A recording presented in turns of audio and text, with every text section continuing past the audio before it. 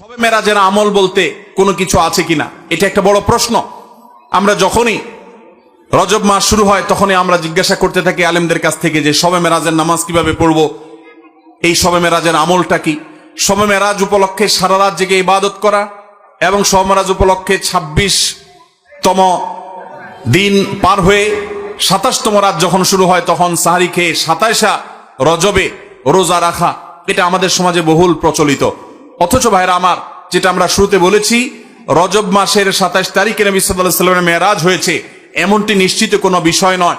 নবীজির মেরাজ হয়েছে সেটা মহাসত্য, সেটা চরম সত্য। সেটা কি রজবে হয়েছে, নাকি সেটা রবিউল আউয়ালে হয়েছে, নাকি রমাদানে হয়েছে, নাকি শাওয়ালে হয়েছে, 15-16টি মত আছে ইতিহাসবিদদের। যদি ধরেও নেই আমরা রজবের এই 27 তারিখেই হয়েছে, যেমন কোন কোন ইমামগণ বলেছেন, সে আলোকে যদি আমরা ধরেও নেই, তারপর আমরা বলবো নবী সাল্লাল্লাহু আলাইহি সাল্লামের মেরাজ হয়েছে হিজরতের আগে। এরপর নবী সাল্লাল্লাহু আলাইহি সাল্লাম প্রায় 11 বছর বেঁচে ছিলেন।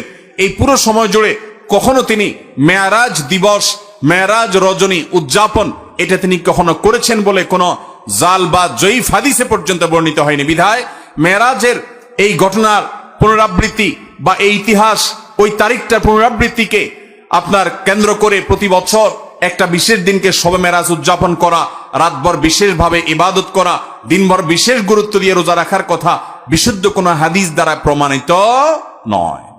আমরা শুধুমাত্র মেরাজের বিষয় থেকে শিক্ষা গ্রহণ করব, মেরাজ থেকে আনিত নামাজটা আমরা আদায় করব। এর বাইরে এই তারিখকে কেন্দ্র করে রাতভর ইবাদত আপনি অন্য সময় করতে চাইলে এই মাসেও করেন, এই রাতেও করেন, অন্য সময় নফল নামাজ পড়েন, আপনি এই দিনে নফল নামাজ পড়ার নিষেধ নাই। কিন্তু মেরাজকে কেন্দ্র করে কোনো নামাজ, মেরাজকে কেন্দ্র করে কোনো রোজা, এটা কোনো বিশুদ্ধ হাদিস দ্বারা বর্ণিত হয় নাই। অনেকে এই রজব মাসে বিশেষ উমরা করেন, যেটাকে উমরায়ে রজবিয়া বলে। এটার বিশেষ ফজিলতের কথা মানুষ নিজেরা অনেকে বানিয়ে নিয়েছে, অথচ এটিও কোনো বিশুদ্ধ হাদিস দ্বারা বর্ণিত হয়নি। অনেকে 27 রজবে সালাতুর রাগায়েব নামে বিশেষ প্রক্রিয়া, বিশেষ নামাজ পড়ে, এটাও কোনো হাদিস দ্বারা বর্ণিত হয় নাই। আল্লাহ কোরআনে বলেছেন, মা আতাকুমুর রাসূলু ফাখুযু ওয়া মা নাহাকুম আনহু ফান্তাহু, তোমাদেরকে রাসূল যা দিয়েছেন সেটা আঁকড়ে ধরো, যা নিষেধ করেছেন সেটা থেকে তোমরা বেঁচে থাকো। মন গড়া কোনো আমল করলে সওয়াব তো হবেই না, উল্টা বরং গুনাহ হবে। আমাদের সমাজে অনেক মানুষ আছেন যারা আজকাল এই সমস্ত কথা শুনলে বলেন যে এটা নাই সেটা নাই, কিছু লোক বাইরে হয়েছে, এটা নাই সেটা নাই শুধু বলে।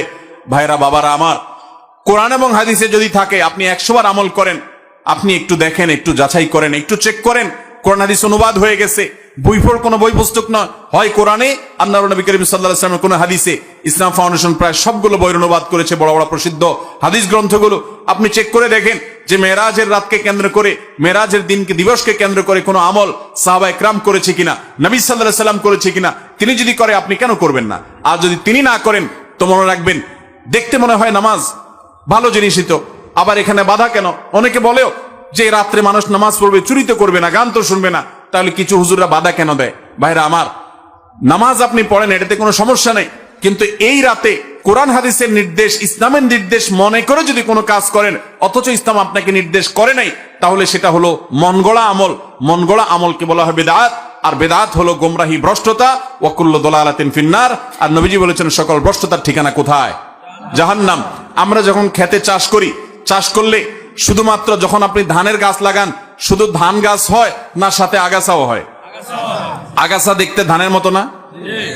আমরা কি সে আগাছাগুলো রেখে দেই নাকি আস্তে আস্তে তুলে ফেলে দেই? যদি কেউ মনে করে আরে ধান গাছ তো অল্প একটু জায়গাতে আছে, আগাছা আগাছার জায়গায় হয়েছে, সমস্যা কি? এই বেচারাকে তুলে কেন মেরে ফেলতে হবে? থাকুক না, ধান গাছও থাকুক, ওইটাও থাকুক, তাহলে ধানের ফসলের ফলন ভালো হবে। আপনার ঈমান এবং আমলের ফলন যদি ভালো হতে হয়, তাহলে বিদআত এবং মন গড়া আমল এগুলো থেকে নিজেকে সরাতে হবে। আপনি এমনি নিজে থেকে নফল আমল করেন, সেটা ভিন্ন কথা, কিন্তু বিশেষ কোন দিবসে কোরআন হাদিসে আছে বা ইসলামের নির্দেশ মনে করে, বিশেষ ফজিলত মনে করে যখন করবেন, তখন সেটা বিদআতে পর্যবসিত হবে। অতএব মেরাজ এটাকে উদযাপন নয়, আসুন মেরাজকে উপলব্ধি করার চেষ্টা করি। মেরাজকে ঘটা করে পালন করা নয়, বরং মেরাজের শিক্ষাগুলো দিয়ে আমাদের জীবনকে আমরা সাজাবার চেষ্টা করবো তো ইনশাআল্লাহ। আল্লাহ রাব্বুল আলামিন আমাদের সবাইকে মেরাজের এই গুরুত্ব বুঝার তৌফিক দান করুন। এই মেরাজের অন্যতম বড় শিক্ষা হলো আমাদের প্রিয় নবী সাল্লাল্লাহু আলাইহি ওয়াসাল্লামের মর্যাদা কত বেশি। এই মেরাজ থেকে আমরা